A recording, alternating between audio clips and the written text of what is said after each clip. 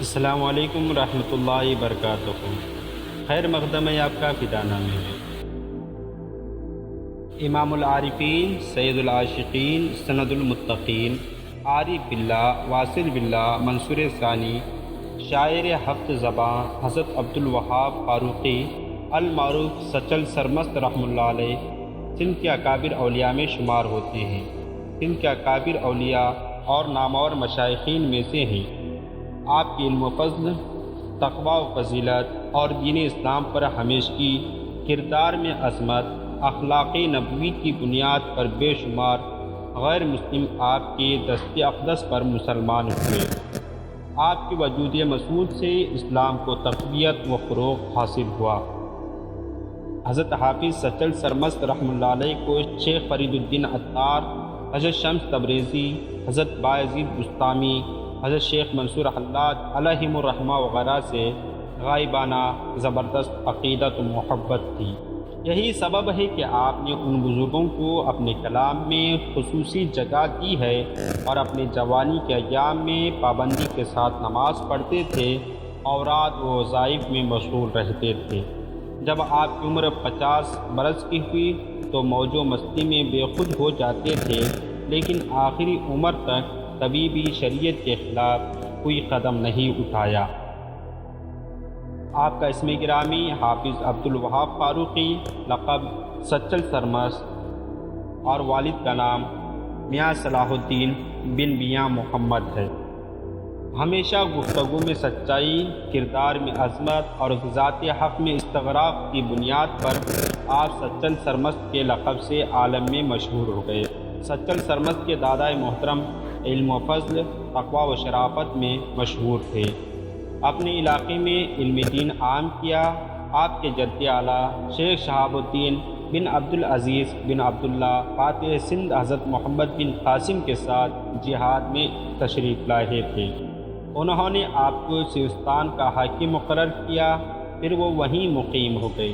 حضرت سچل سرمست کا سلسلہ نسب امیر المومنین حضرت فاروق اعظم رضی اللہ عنہ تک 38ویں پشت میں ملتا ہے۔ آپ کی ولادت باسعادت 1152 ہجری مطابق 1739 کو قصبہ درازن، ضلع خیرپور، میرس، سندھ میں ہوئی۔ آپ کے والد گرامی میاں صلاح الدین علیہ رحمہ کا ان کے بچپن میں ہی انتقال ہو گیا تھا۔ ان کی تعلیم و تربیت ان کی والدہ محترمہ اور ام بزرگوار کے زیر سایہ تھی۔ دونوں حضرات نے ان کی تعلیم و تربیت میں کوئی کمی نہ آنے دی۔ بچپن ہی سے آثار فطانت ظاہر تھے۔ چھوٹی سی عمر میں حافظ عبداللہ قریشی علیہ رحمہ کے پاس قرآن مجید حفظ کر لیا اور اس کے بعد اپنے چچا عبدالحق کے پاس علوم متداولہ کے ساتھ ساتھ تصوف و سلوک کی تعلیم کی تکمیل کی۔ آپ کے چچا محترم اپنے وقت کے متبحر عالم دین اور صاحب تقوی و کرامت بزرگ تھے۔ انہوں نے تکمیل سلوک کے بعد اپنے ہاتھ پر بیعت کیا اور اجازت و خلافت عطا فرمائی کہ ایک مرتبہ سرتاج الشورا حضرت شاہ عبداللطیف بھٹائی رحمۃ اللہ علیہ آپ کے چاچا کے یہاں تشریف لے گئے۔ حضرت سچل سرمست رحمۃ اللہ علیہ کے چاچا علامہ میاں عبدالحق آپ کو حضرت شاہ عبدالحق حضرت شاہ بھٹائی کی خدمت میں دعا کرانے کے غرض سے لے کر آئے۔ حضرت شاہ صاحب نے چہرہ دیکھ کر پہچان لیا اور فرمایا، جو دیگ ہم نے چڑھائی ہے اس کا ڈھکن سچل اتاریں گے، یعنی جو عشق الہی کی دیگ ہم نے چڑھائی ہے اس کا ڈھکن سچل سرمست اتاریں گے۔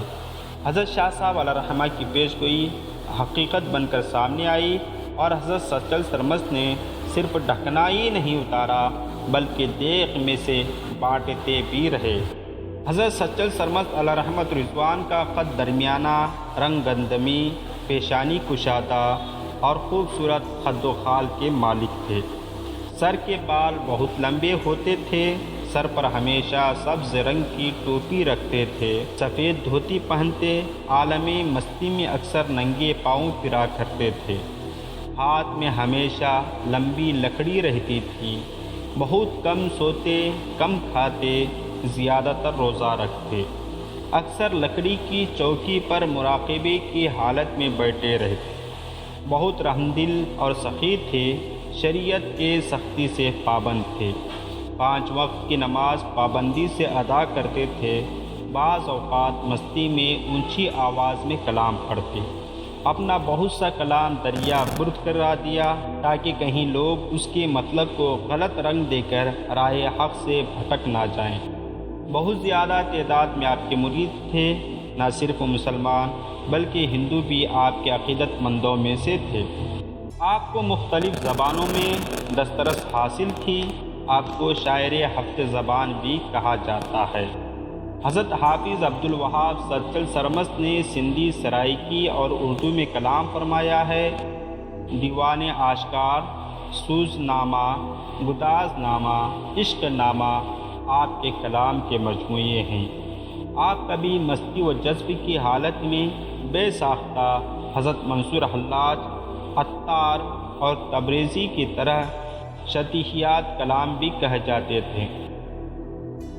آپ کا پورا کلام سوز، گداز، درد اور غم سے بھرا ہوا ہے۔